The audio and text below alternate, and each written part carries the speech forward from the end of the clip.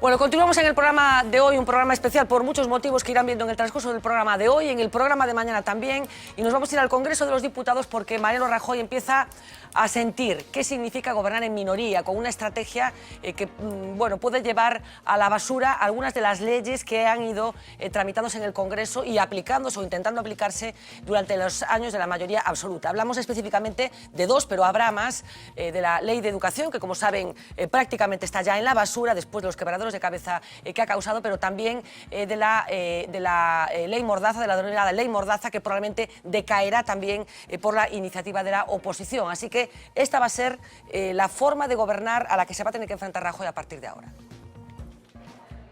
Pregunta del profesor de Ciencia Política al presidente en minoría. ¿Qué piensa hacer el Ejecutivo para aplicar las decisiones del Legislativo? Pensamos aplicarlas, aquellas que sea obligatorio aplicarlas. Impresionante respuesta, señor Mariano Rajoy. Mariano Rajoy, 137 diputados, se enfrenta a una nueva realidad: perder votación tras votación. Ayer mismo, comienza la votación. El PSOE saca adelante una iniciativa que exige derogar la Ley Mordaza. Queda aprobado el punto 1. Podemos, otra a favor de una ley contra la pobreza energética. Aprobada. ¿Significa esto el final de las leyes más polémicas de la anterior legislatura? La respuesta es no. No tiene ningún efecto jurídico, solo son gestos políticos y la oposición lo sabe. ¿Es legal que el gobierno desoiga al Parlamento? Yo le digo que sí, pero un gobierno tiene que ser responsable. La democracia no depende solamente de que se fuerce la ley, depende también de una voluntad democrática. Y esa voluntad se ha visto con la LOMCE, otra votación que perdía el gobierno la semana pasada, pero en esta ocasión Rajoy se aviene a pactar la reforma educativa. El gobierno además puede vetar las iniciativas que afectan al presupuesto, lo ha hecho con la subida de las pensiones. Es normal que el gobierno haya vetado y por eso nosotros nos parece que es una decisión adecuada y proporcionada. La conclusión, en principio, solo se va a cambiar lo que el gobierno quiera que se cambie.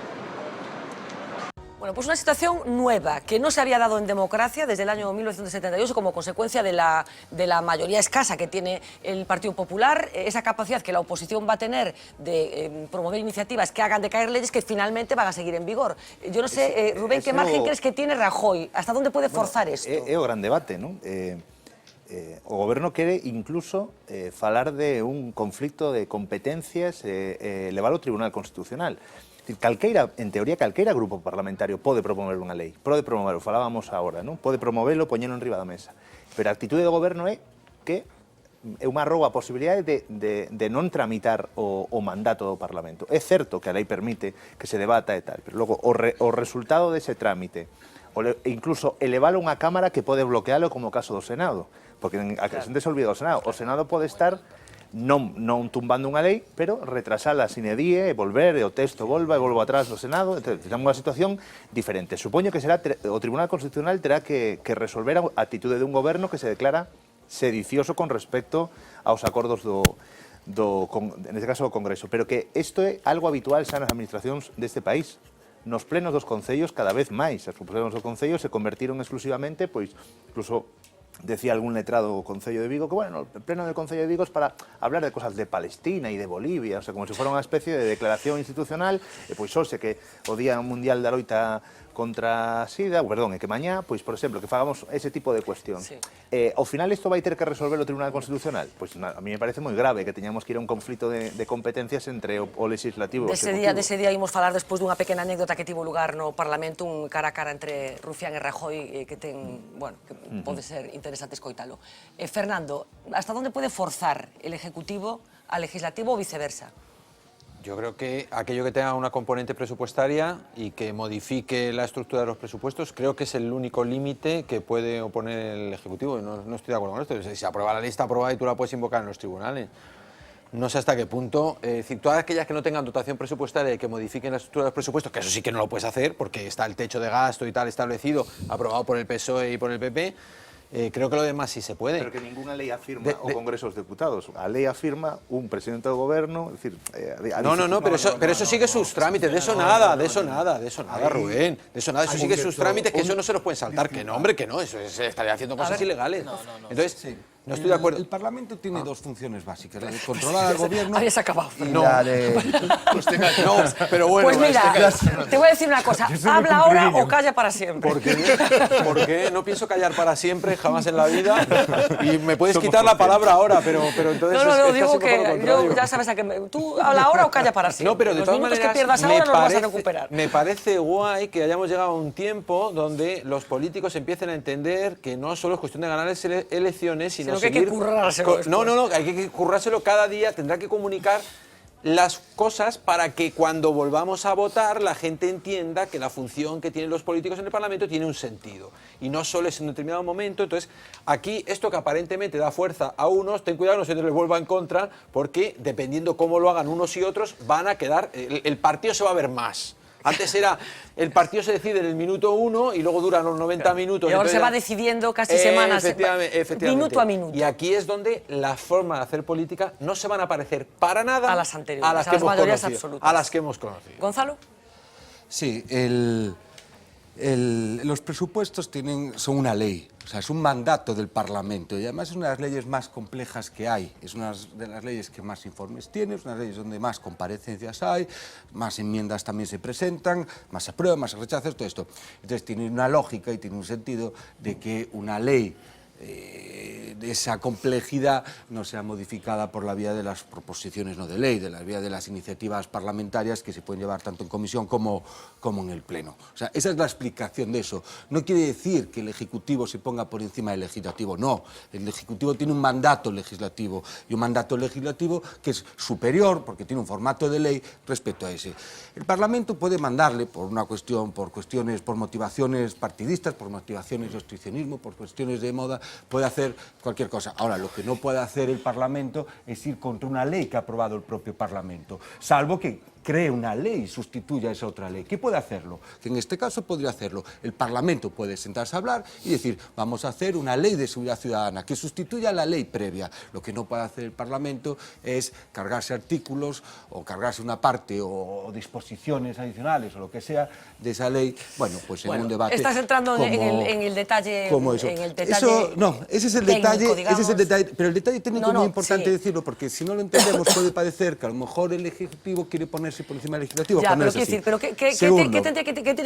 ¿qué tiene que interpretar un gobierno al que la mayoría de la Cámara, en la que donde se supone que está representada la voluntad popular, le indica que una determinada ley que fue aprobada cuando tenía mayoría mola? Lo primero que tiene que hacer el gobierno en ese sentido es decir, vale, el Parlamento no quiere que ejecute esa ley, quiere que modifique esa ley, muy bien, pero el Parlamento debe de proporcionarme otra ley, deberá aprobar otra ley para que yo pueda aplicarla, para que yo pueda gestionar en función de esa ley.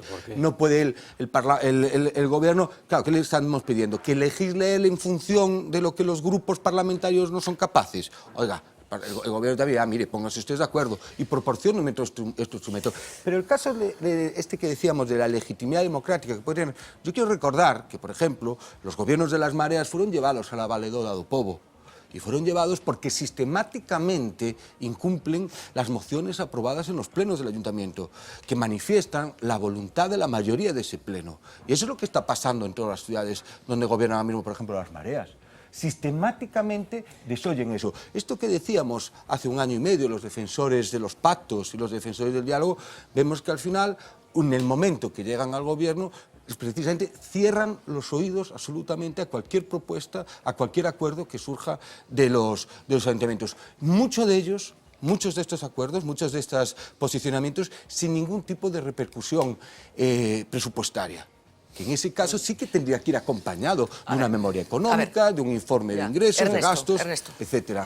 Yo que no tengo capacidad ninguna de prever el futuro, me imaginaba, y creo que lo hablamos aquí, que iba a ocurrir y que íbamos a tener este debate. Porque aquí hubo unos señores que eran los del Partido Socialista, los de Podemos y los de Ciudadanos que dijeron que iban a gobernar ellos y que le iban a imponer al gobierno y a Mariano Rajoy todo lo posible. Y ya vamos a ver ya que no es así.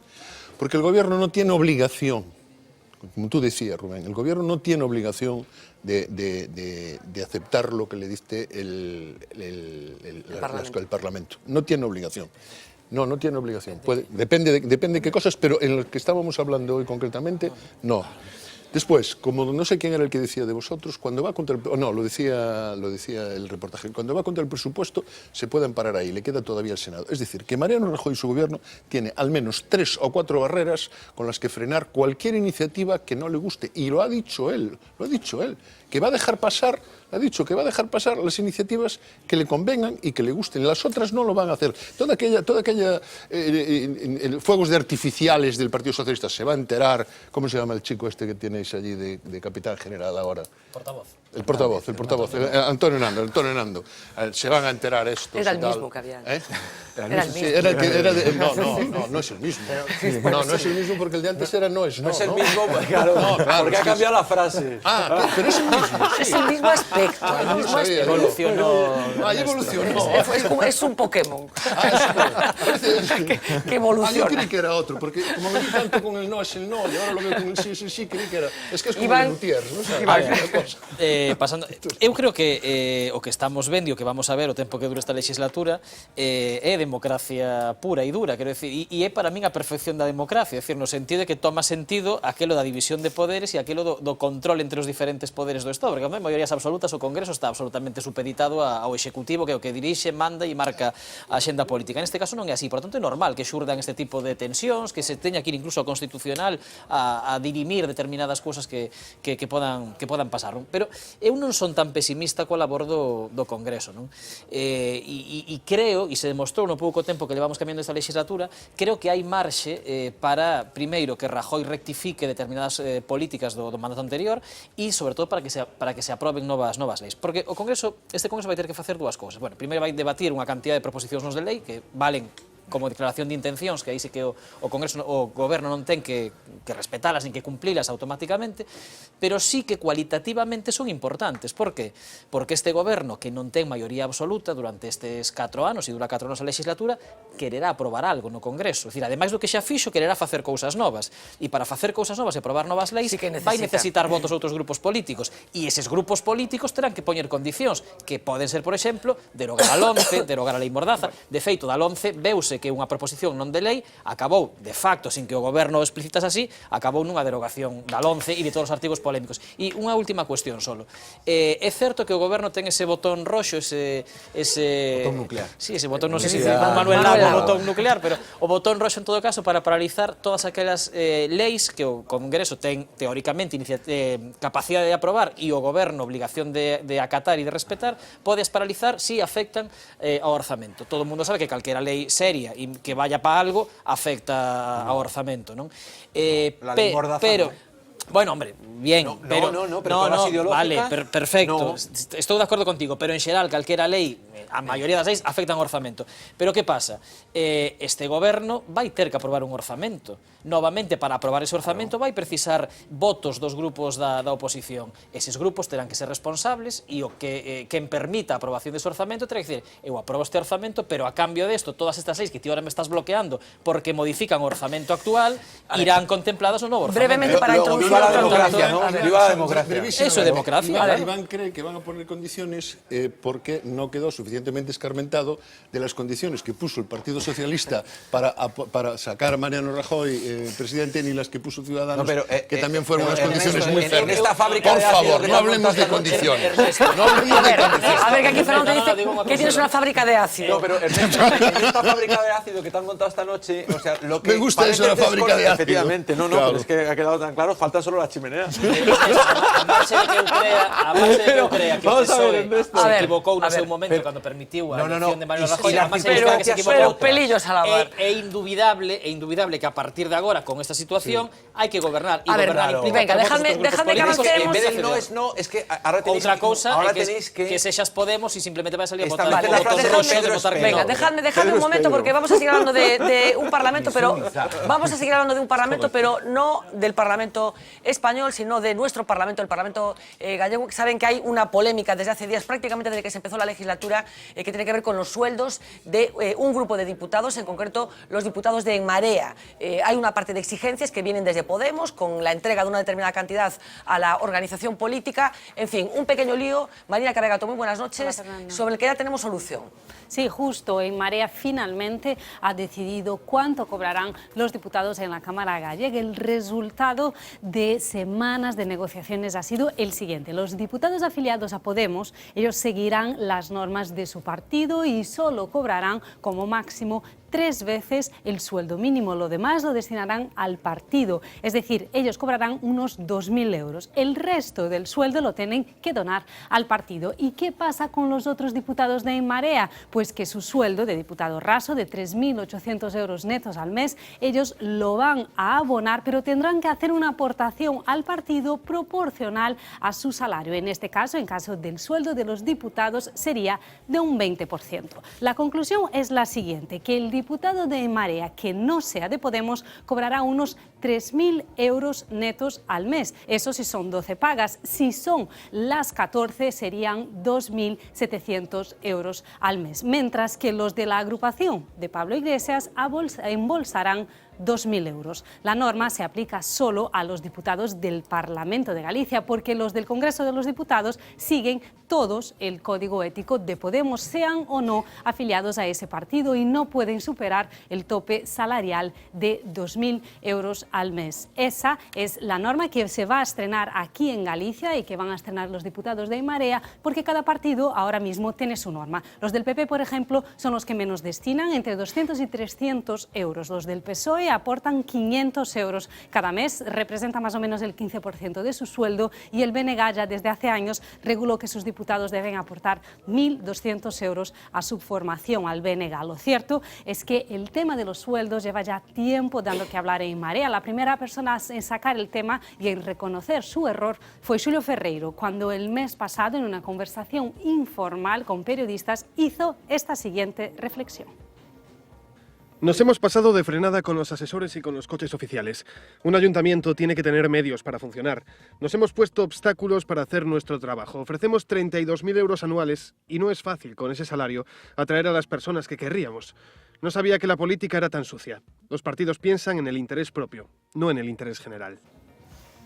También se ha desmarcado de la línea de Podemos el portavoz de En Marea. Hablamos de Luis Villares, quien, pese a las críticas, ha pedido a su partido que le conceda un chofer y una secretaria. Él habla de responsabilidades y también de transparencia. Lo escuchamos. Temos toda unha organización por desenvolver, queremos un proxecto político participativo a nivel de todo o país, e articulalo require irse movendo por todas as comarcas, ir articulando espacios, e iso require que algunhas persoas que temos especiais responsabilidades vayamos movéndonos por todo o país e vayamos tecendo esa organización. Para iso é necesario establecer uns medios, a Lei de Financiamento de Partidos Políticos prevé eses medios para esa finalidade. Nos estamos dando un debate que ademais é completamente transparente, como podes comprobar, onde poñemos en riba da mesa cales son as necesidades e de que forma se poden cubrir de forma eficaz e financiada todo de forma transparente e non con sobresvé. Bueno, pues parte do lío que hai con este asunto dos sueldos. Rubén, visto con perspectiva este asunto, lembremos que apareceu na campañas electorais, bueno, a necesidade de rebaixar os emolumentos dos cargos públicos, nomeadamente dende Podemos, que dun xeito máis evidente fala deste asunto. Visto con perspectiva, foi un debate ben plantexado?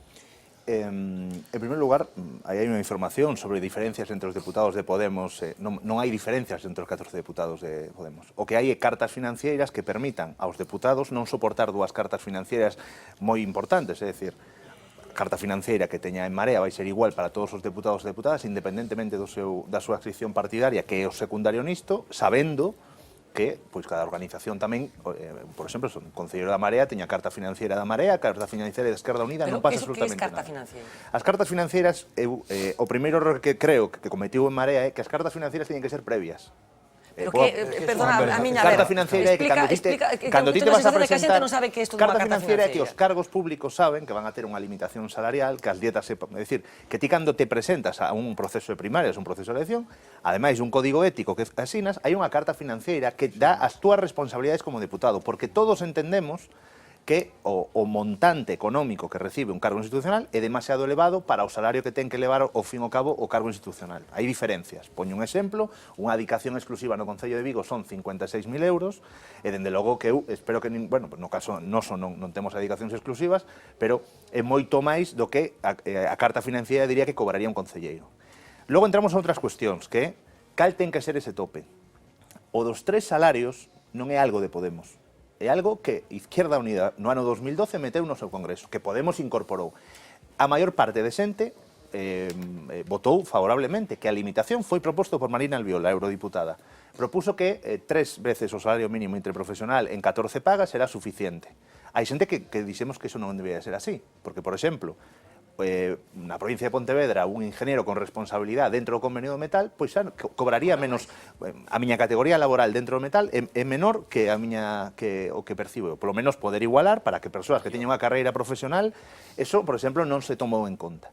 Entón, as cartas financieras deben de estar sempre no momento que ti te presentas como candidato, e saber que aínda que na administración te vai a ingresar 70.000 euros na túa conta, que non vas a cobrar. Rubén, eu a pregunta que quería facer non sei que palabra utilizar, está ben plantexar un debate que basicamente consiste en falar de reducir salarios? Sí. Cando hai organizacións que teñen xemelgos, digamos, sindicais que nas empresas nas que están representados están facendo un plantexamento...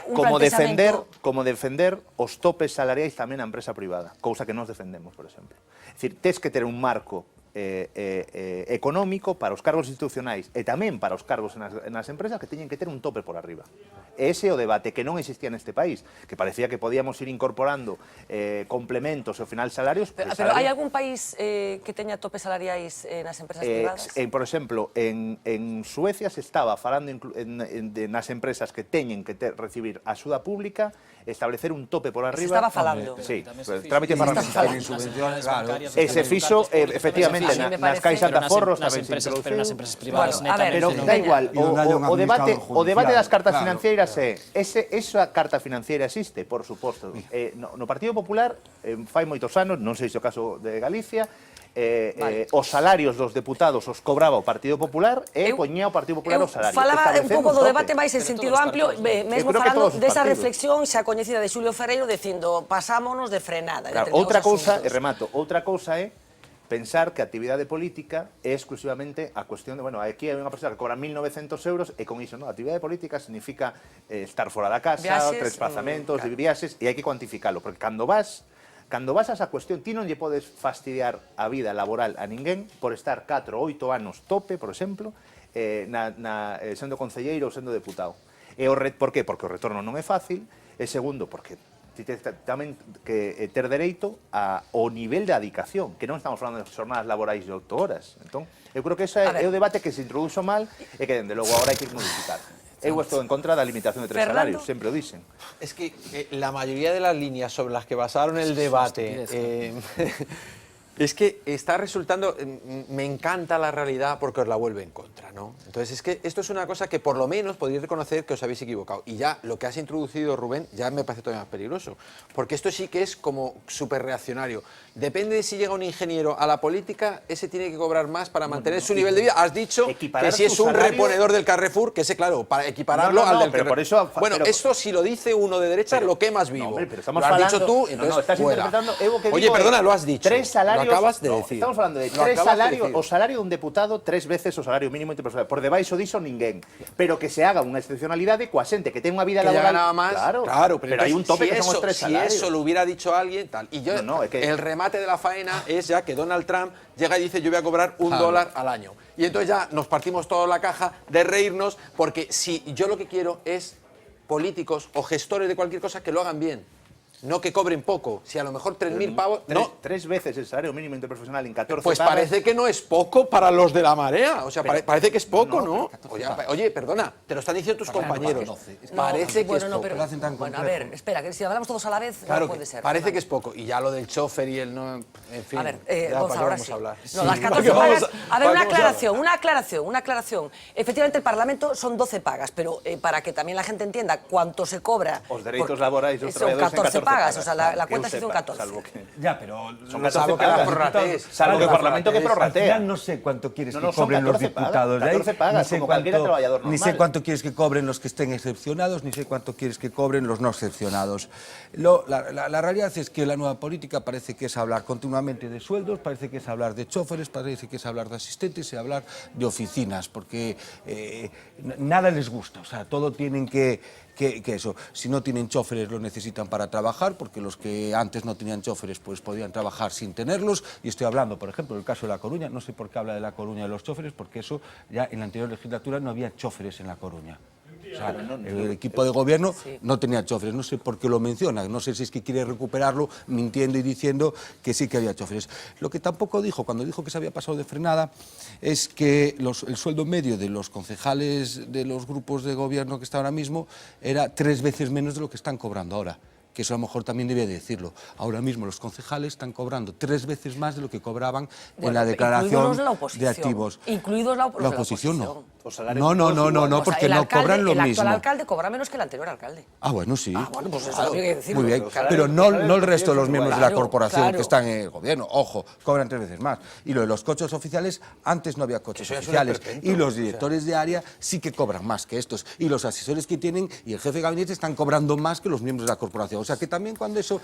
No, lo que quiero destacar de esto es que al final resulta que la nueva política es que tenemos que ser casi especialistas en retribuciones y en emolumentos, porque para saber lo que cobran, lo que ingresan los grupos municipales o grupos parlamentarios, los bienes o lo que tienen a su disposición, parece que hay que hacer casi una tesis. Yo creo que deberían de dejarse de hablar tanto de lo que cobran, deberían de dejarse de hablar tanto de lo que están donando a su organización, que al final nadie controla lo que hace su organización, porque su organización a lo mejor lo que está es contratando a la hija y a la mujer para trabajar como asesoras, que algo de eso también hemos visto. Es interesante el matiz que estás diciendo tú, porque yo tengo la sensación de que cuando Pablo Iglesias llegó al Parlamento Europeo, que fue cuando más se habló de esta cuestión, daba la sensación de que Pablo Iglesias renunciaba a una parte de su salario, y esto no sucede así. Claro. Todos los parlamentarios cobran lo mismo, y luego lo que sucede es que cada parlamentario decide... Pero eso, yo creo que su organización... Pero que al ciudadano le cuesta igual, que al ciudadano le cuesta igual. Digitalmente, ¿a quién contrata? ¿A quién no contrata? No solo le cuesta igual, es que el dinero va a otras fuentes que están identificadas consigo mismo. Si yo de mi dinero lo dejo para fuera Pache, que lo tenía que financiar exactamente igual... No, te equivocas. Cuando un cargo institucional... Por la nueva lei... A ver, deja acabar. Por la lei de financiación de partidos políticos, cando un cargo institucional fai unha donación ao partido, non é só que faga a donación e ten que facelo en conta bancaria, senón que ten que ser nunha conta específica que fiscaliza o Tribunal de Contas. Antes, ao mellor sí que... Outra cousa é que eu, como concelleiro, quera darlle, coller o diñeiro da miña conta e darlle o que me dé a gana, que eso é legítimo e legal. Que eso es lo que prescribían ellos. Pues eso es legal. Es lo que han hecho. Es lo que han hecho. Como si lo quiero gastar en vino. Me parece legal, pero lo que me va a desjeta es decir lo contrario. Por favor, chicos, a ver. Me gusta mucho el debate este de que nosotros cobramos menos que los anteriores cobraban más que nosotros, y Ronaldo cobra más que Messi, pero Messi cobra más que Luis Suárez, ¿no? O sea, me gusta mucho esto, porque yo creo que en la política lo que pedimos no es que cobren, yo estoy de acuerdo con Fernando, no es que cobren 200, 300 o 400 euros más los unos que los otros, lo que pedimos es efectividad, gestión y ética. Y un poquito de estética, que tampoco nos viene mal, ¿no? A ninguno. Entonces, a mí me da exactamente igual lo que cobra los diputados de Marea. Me da exactamente igual. Por cierto, yo no sé qué problema hay, porque si uno es de Podemos, que siga las líneas de Podemos, si otro es de Izquierda Unida, que siga la línea de Izquierda Unida, y si otro es de Marea, que siga la línea de Marea. Yo no sé qué problema tienen. Esa vocación que sacó aquí el señor Villares de querer decir que no había grupos dentro del grupo, pues ahora se está viendo que hay grupos dentro de grupos, ¿te acuerdas? Cuando se enfadó aquí mucho con nosotros y tal. Ahora hay subgrupos, que cada uno cobre lo que quiera, pero que sea... A mí no me parece mal porque uno cobre más de 3.000 y menos y otro cobre 2.900. Yo no voy a escatimar en eso, voy a escatimar en otras cosas. Podemos tardou 2 anos como mínimo en descubrir o que levaba a sociedade descuberto desde hai 30 anos prácticamente, non? Quer decir que os cartos que se cobraban, nos contou unha película inicial, non? De que aquí había unha panda de ladrones que se sentaban en el Congreso de los Diputados, que se llenaban a expuertas los bolsillos, que se enriquecían, que tenían toda clase de privilegios y tenían que entrar ellos para meter sentido allí y tal, ¿no? Y ahora descubrieron que resulta que no eran tan ricos, no tenían tantos privilegios y los salarios, bueno, pues eran más o menos acordes al trabajo que desempeñaban, y aún encima que, como muy bien hace Podemos, pues todos donan a sus formaciones políticas una parte del salario. Incluso el Partido Socialista llegó en su momento momento a que cobraba directamente los salarios de los diputados, les llamaban mordidas, no carta financiera, tiene menos glamour, pero luego le daba a los diputados la parte que le correspondía. Que é o mellor sistema. Como secretario de organización eu o defendo tamén, totalmente. Que ningún diñeiro dun salario vaya a unha conta privada. A clave está no seguinte, en algo que decías ti. Aos cidadáns lle costa o mesmo un diputado de En Marea que un diputado do Partido Socialista. E logo a mí, se el diputado de En Marea quiere darle el dinero a Podemos, a Médicos Sin Fronteras, me la trae sin cuidado, que haga lo que quiera con él, como por cierto, los del Partido Socialista hacen lo que quieren con ese salario, los del PP o los del BNG. Ahora, si Podemos se cree de verdade o seu discurso, está tardando. Levan xa un tempo no Congreso dos Deputados, no Parlamento de Galicia, que presenten unha iniciativa para rebaixar o salario que perciben os diputados. Pero non vai facer porque estaría rebaixando os ingresos da súa formación política e evidentemente descubriron que é difícil financiar os partidos políticos e que fai falta cartos para que isto funcione. E por outra parte, e remato, a min os salarios dos políticos en xeral en España non me parecen desorbitados nin moitísimo menos. Quero decir, na política local, evidentemente, onde un 90% da xente non cobra absolutamente nada, non hai nada que discutir, e os diputados están nun nivel salarial que está próximo ao de centos de traballadores da sanidade, da educación, a traballadores normales, puros y duros de este país. El asunto de los sueldos, que mira que llevamos tiempo hablando de él, vamos a hacer la última pausa publicitaria del programa, tenemos más argumentos, incluido lo que puede pasar este fin de semana en Europa, tanto en ese referéndum que va a tener lugar en Italia como en las elecciones en Austria, la posibilidad de que un ultraderechista se convierta de facto en gobernante de una democracia europea como es Austria. Pero atención, porque después de publicidad vamos a hablar de un asunto que ya hemos traído a esta mesa, hemos hecho incluso un suicidio homeopático en directo, homeopatía, porque Estados Unidos a partir de ya va a tener que alertar de que la homeopatía es juja. Volvemos enseguida.